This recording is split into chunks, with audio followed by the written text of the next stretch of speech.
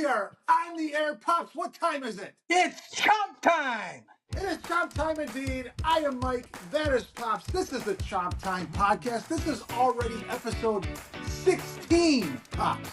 Episode 16. We are motoring right along. I have called episode 16 DJ to the rescue. Woo! DJ to the rescue, sir. I like it. I like it. Yeah, we are going to be playing Kentucky this week in the swamp. For this episode, we're going to have three segments. We're going to break down the University of Kentucky Wildcats. We're going to self-scout our own Gators, what we need to do. And then finally, we're going to have our three predictions, including our predictions for the final score. Couple things up top.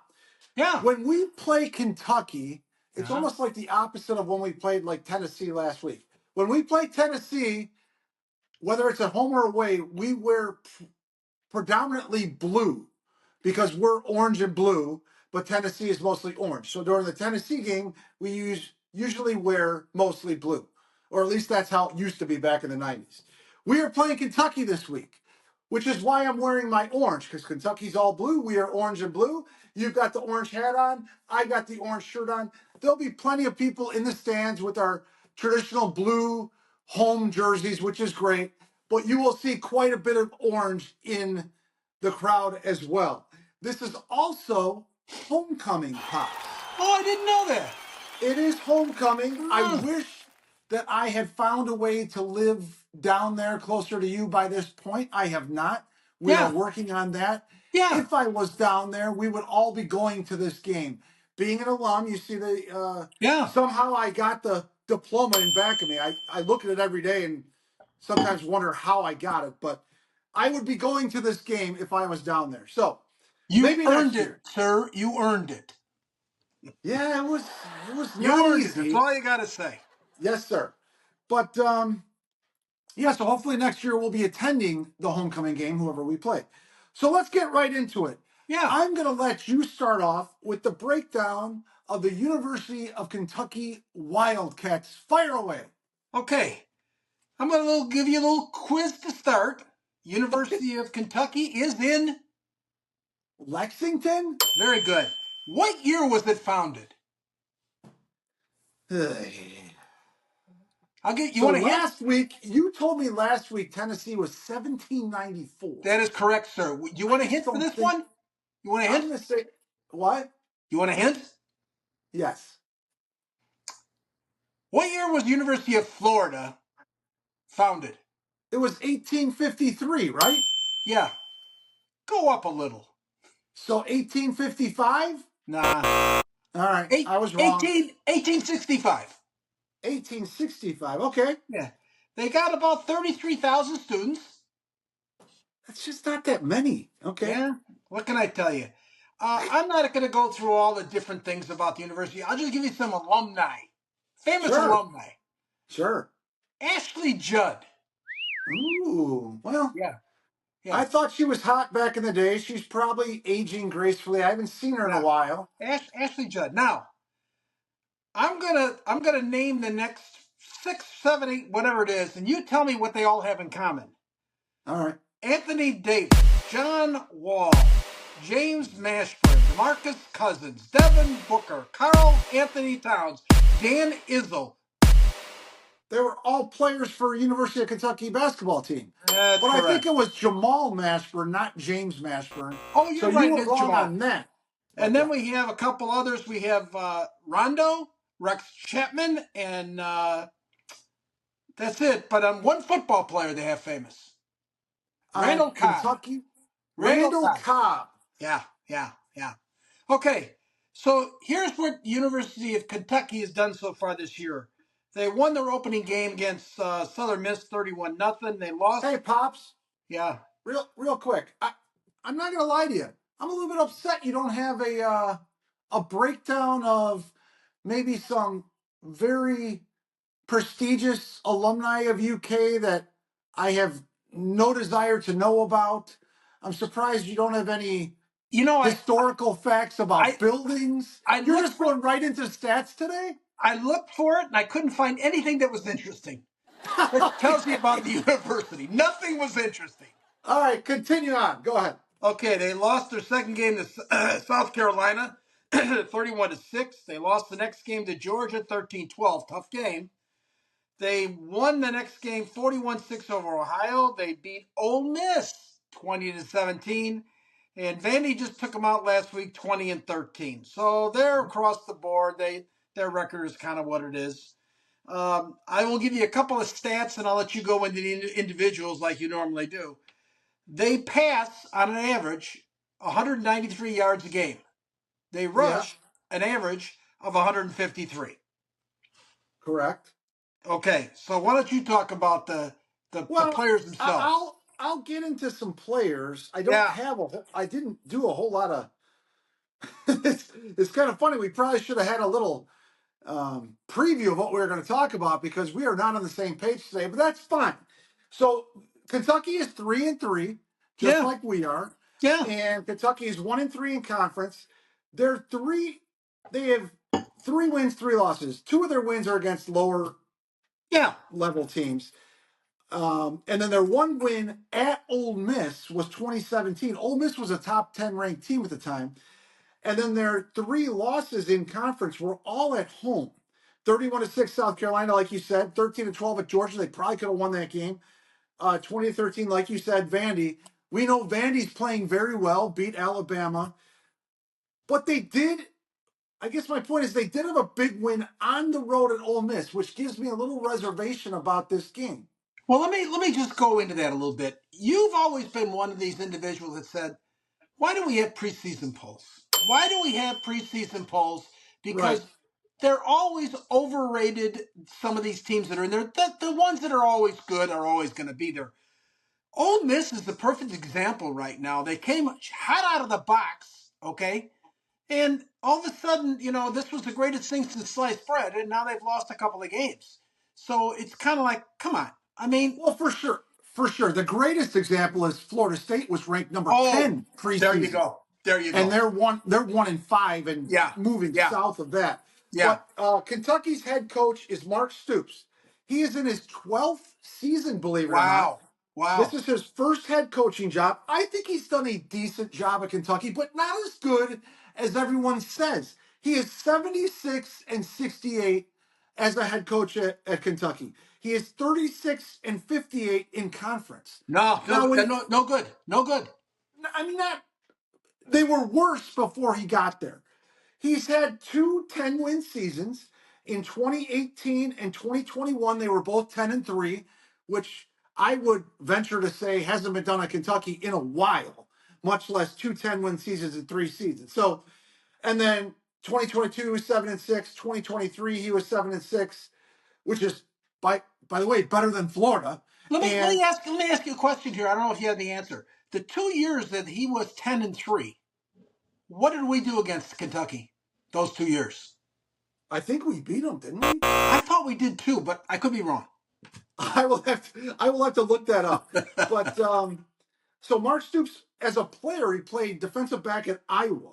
Yeah. He's been an assistant coach all over the place: Arizona, Wyoming, Miami, FSU. His brother wasn't he in Oklahoma for a while? Bob Did you? Stoops. Yeah. Well, yeah, I mean, of course. And I like to look at the last few episodes and the last few previews. I like to look at the total offense, total defense, and then recruiting. I will always say the recruiting is the lifeblood of any college program. NIL, the portal is definitely changing it in a way, but Yeah. it's still recruiting. I agree. So let's start with recruiting. In 2021, they had this is according to Rivals, 2021, they had the 34th ranked class in Rivals out of 130 or whatever it is. In 2022, they had the 14th ranked class. In 2023, they had the 27th ranked class. And last year's class, 2024, was the 24th ranked class. He's recruiting decent. It's not anything special. Now, they're ranked 13th right now, but I think they always get a bunch of early recruits and then at the end they kind of lose spots because they're as high as they're going to be. Like they already have 20 commitments and you only usually get 21 or 22 and other Well, teams that have 13 jump above. let me make a point about that. And being 23 the last couple of years, Yes, that's decent, but out of 130 teams in the NCAA Division One, but in the SEC, no, no, you Well, can't yeah, be they're you yeah. can't be 23 in the SEC in the Well, NCAA. I didn't break it down as far as SEC, but if you're ranked 24th or 27th in the nation, there's at least 8 or 9 SEC teams in front of you. Agreed. Now, as far as UF recruiting, our recruiting in 2021, we had the 10th ranked class, believe it or not, which Yeah. I believe was the last class of Mullen. And then in 2022, we had 18th ranked. 2023, we had 13th. 2024, we had 15th. We've done some decent things through the portal. I haven't seen any major portal signings or commitments to Kentucky. So on paper, this is again a team I think we are on equal footing, if not better footing. The line on this game is now -1.5 for Kentucky. Yeah. It started off at -2 on Florida like 3 days ago. So obviously, I don't think there was any major injuries known Well, after the -2 came out. So the betting public is all over Kentucky. The over under is 42.5. So the books are saying pretty much that UK is expected to win this game about 22-20. I think out of the books, I think you're right. I think out of the books, what happened is they saw that Mertz went down. They weren't positive it was the end of the season yet because those things came in on Sunday, and then he came out Monday and said, "Hey, my career's over," type thing. And then all of a sudden, now this DJ's team. So I'm sure they're betting against him right now, which is fine. Go ahead, bet against him. I don't care. Yeah, I could see that. And yeah, I could see that's probably why it's the line has moved. I'm also fairly certain that the betting public is betting on Kentucky. Total offense, Kentucky, I'll give you a guess. Total offense, Kentucky, out of 134 teams, what are they at?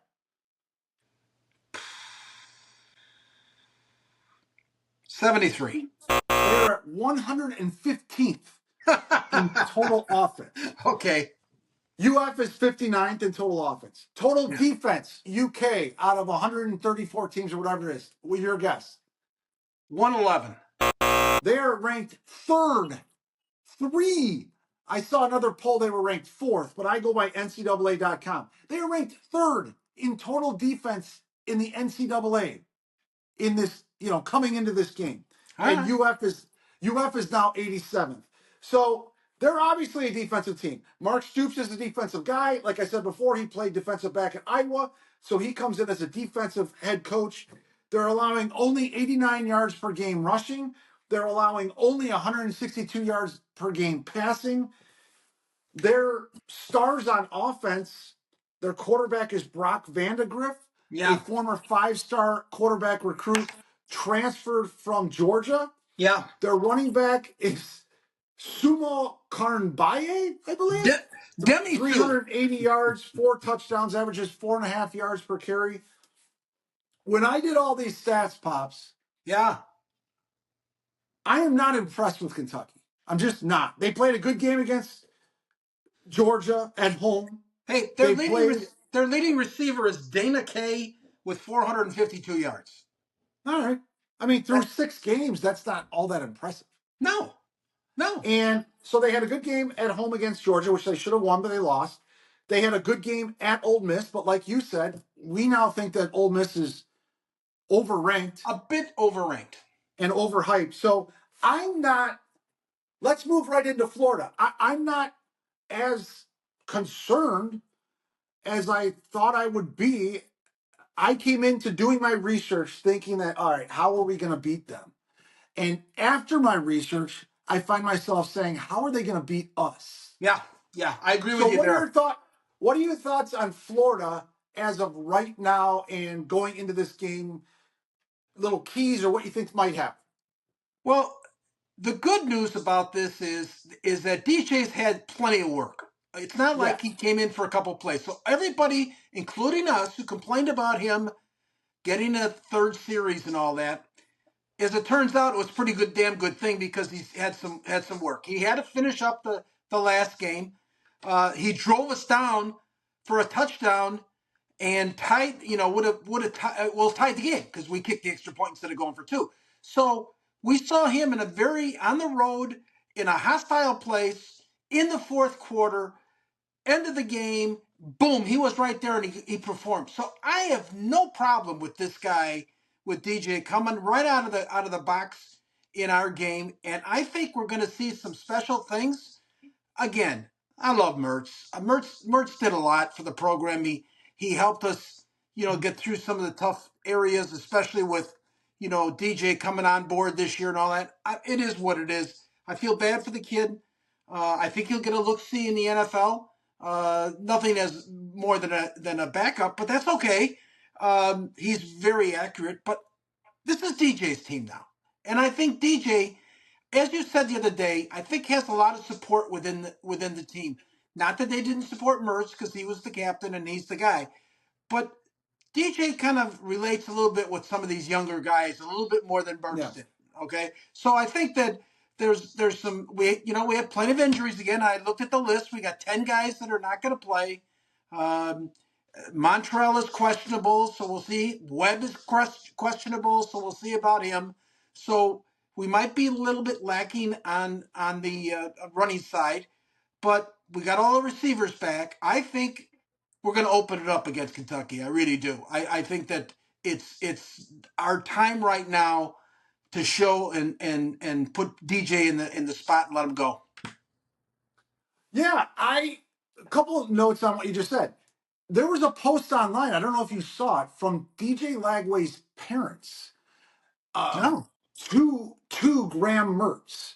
And it was basically a post just thanking Graham Mertz for his leadership and helping their son transition to college football at a big time level in the SEC. Wow. And it Wow. was amazing. I loved it. I Wow. loved their awareness, and it confirmed what you and I, and most of the country already know. Graham Mertz is an outstanding person, an Yes. outstanding teammate, Yeah. a tremendous leader.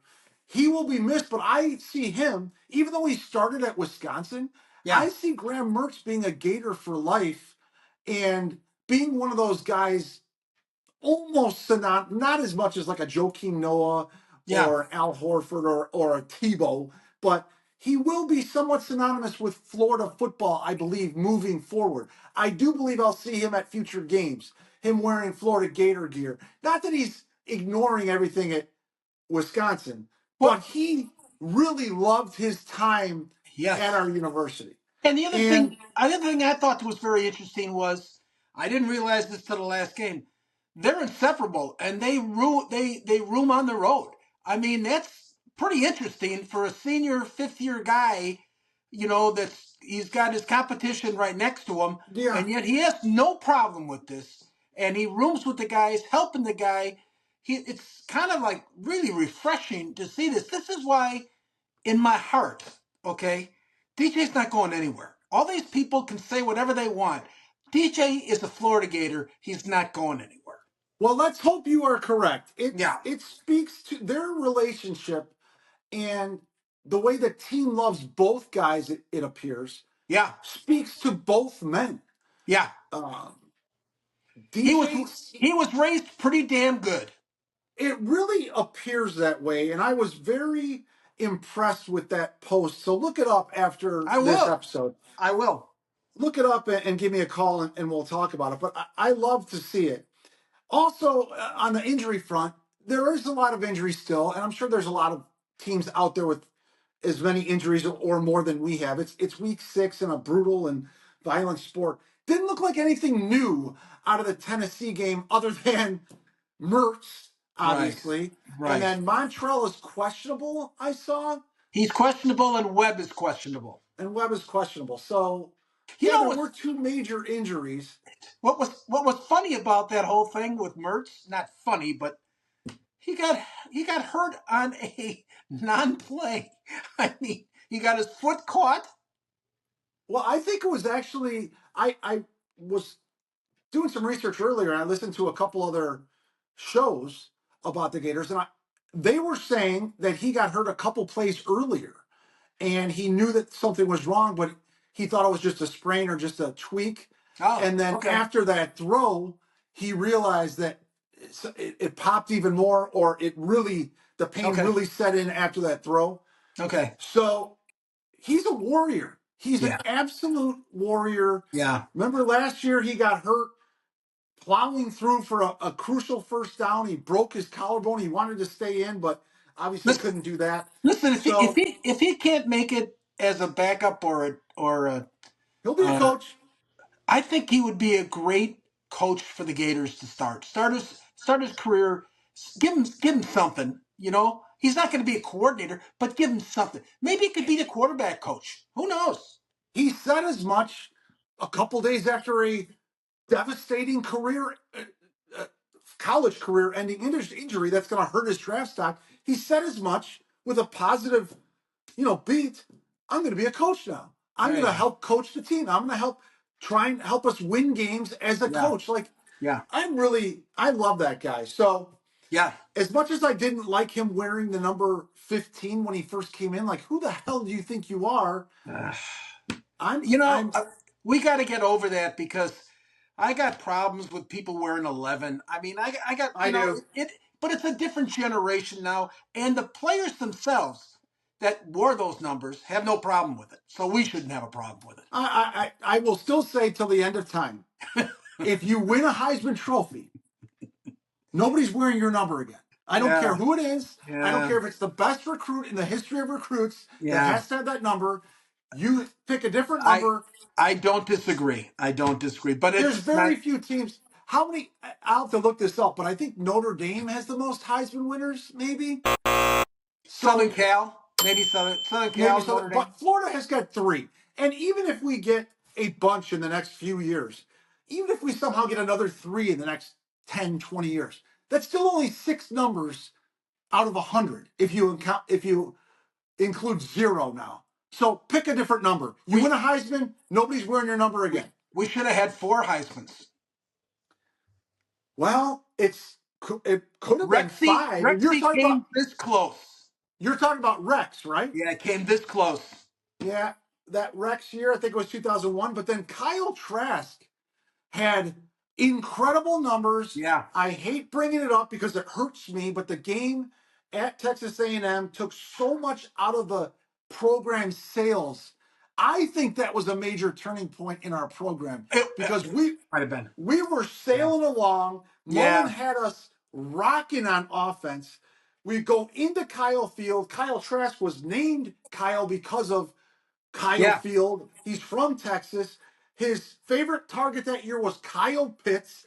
There was a touchdown pass from Kyle to Kyle in It Kyle Kyle. Yeah. during a Heisman Trophy campaign, and a fumble there. We lost that game. We ended up losing to LSU. Took all the wind out of our sails. I digress.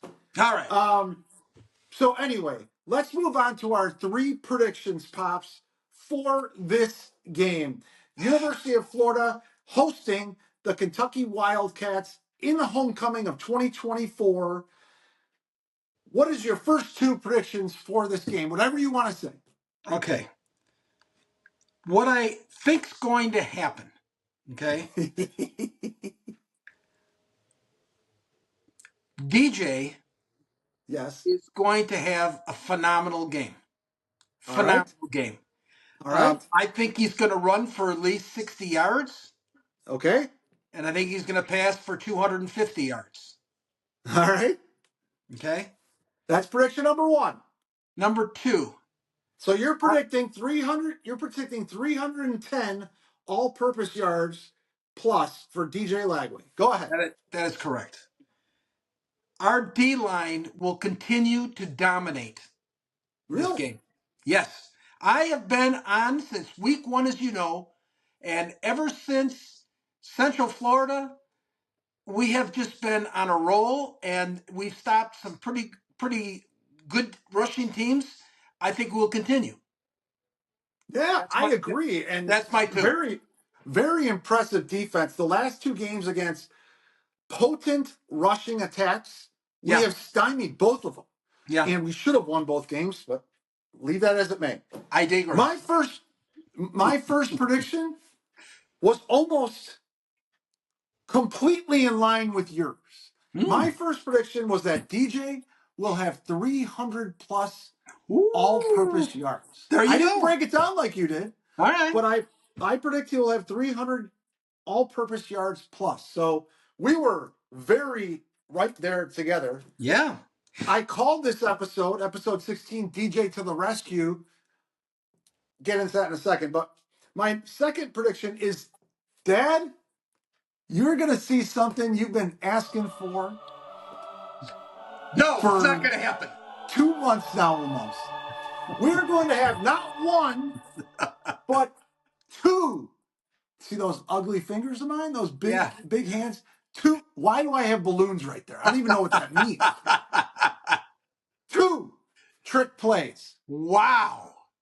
We are going to run one in the first half, and we are going to run one in the second half. So it's a very specific Maybe if prediction. you say it, it'll happen because I've been saying it, nothing happens. He got a little bit of flack for, well, finally he's about to run a trick play on that 2-point conversion, and then he pussies out. Of course. I can't. Of course. I can't talk about that game anymore. All right, you're fine. So I apologize for bringing it up. All right. Your prediction for the final score: Florida hosting Kentucky. What do you got? In a full house, Full Gators. house. In a Gators 31, UK 17. Wow. So you are predicting a Gators win 31-17. My prediction is Kentucky 31, Yeah. Florida 34. I predict the Gators victory 34-31. Yeah. I do believe that Vegas thinks it's going to be a lower scoring game at 22-20 if you put those numbers together. I think it's going to be more open. I don't think the defense is out of energy or out of, but there's going to be a letdown here or there. I just don't believe you can go from being as bad as they seem to be in their first couple games to as good as they seem to be in their last 2 games. That there'll be a little bit of a letdown, but DJ to the rescue. DJ to the rescue of. That is the clue why the defense is going to keep on playing hard. It's because of DJ. That's the reason why. That's why I I think hope so. Kentucky won't score more than 17 points because the defense has to come to the rescue also. And they've been playing lights out the last 2 weeks. I hope you're right. I mean, when I saw that the UK offense, the total offense is 115th out of 134 in the country. And then I'm looking at I'm looking at their individual players, and I'm not impressed with any of them. My brain went to, yeah, but this is the type of game where Billy will somehow find a way to have a team that's 115th in total offense have 450 yards against us. I still say we're going to win. You know what I love about this game? Because it's a late game again, it's a night game. The end of the third quarter, the start of the fourth quarter, what happens? Oh, you won't back down? Yeah, and then like everybody has their cell phones up because it'll be nighttime. I love that. I love it. And I'm glad they have it. I mean, it's been a little bit pushed to the side, but We Are the Boys, the singing of that song at the end of the third quarter. That's tradition. Yeah. So the new tradition is swing and sway and don't back down, I guess some people will say. So yeah, I'm looking forward to it. I will be working. We're having our Halloween party, Pops. Halloween parties at my restaurant are fantastic for a few reasons. And I forced my way into working. I was not scheduled because it's usually all bartenders and maybe a server or two. And one of my managers was like, I didn't know you wanted to work. Well, let's get you in there. Couple reasons. Number one, we have millionaires that come in to our restaurant for that particular event, and they throw money around. And everyone that works that party, we were on a big pool. Most servers, so all the tips are combined and separated equally amongst all the staff. Most employees of a restaurant would say, well, that's garbage because I'm so good and I make more tips than this person. This person makes more tips. But this is the best way to do it because they're just throwing money all over the place and nobody gets left out. So there's going to be a nice split for all of us. But the number one reason I like going to this Halloween party, Pops, is that Yeah. with all those millionaires, and I'm not just millionaires of men, there's millionaires of women too. So don't Yeah. get on Yeah. me about this misogynistic bullshit. Halloween has become a holiday where it is not only okay, but encouraged for women to do what? Do you know? No. To dress like complete, you can call it whatever you want, prostitutes, tramps, sluts. Oh, They are encouraged to do so. I have no problem with it. It's great people watching. There's a lot of great flirting that goes on. It doesn't matter what your body shape is. Women nice. dress provocatively, and I am Nice. all for it. And I think most people are. And So so, let me ask the question. Do the staff, do they dress up? yeah, the staff dresses up, and we have a certain theme. Our theme is 80s workout. We have certain levels that we have to achieve as a staff, and we usually dress as a theme, and we want to incorporate that like together. And we're supposed to dress in 80s workout gear. So the only thing I thought was a big headband, and I'm not gonna wear shorts, but like I might go to Goodwill and buy some stuff. So You know we'll see. what? Anyway, Do you we are know that? past our- Do you know Huh? that Goodwill for Halloween is their biggest weekend? That's their biggest weekend. People go in there to buy stuff so Yeah. that they don't have to rip their own clothes. It is like tradition. They're busy as all get out. Goodwill. Well, I am going to be a part of that this year. And this was the Chomp Time Podcast. This was episode 16. DJ to the rescue. He's going to be throwing it all over the field. He might save Napier's job in the next 6 weeks. He might save our program in the next 6 weeks. We shall see. But I'm Mike. That is Pops. For the love of Gators, come on, Gators. Get up and go. Take care, everybody.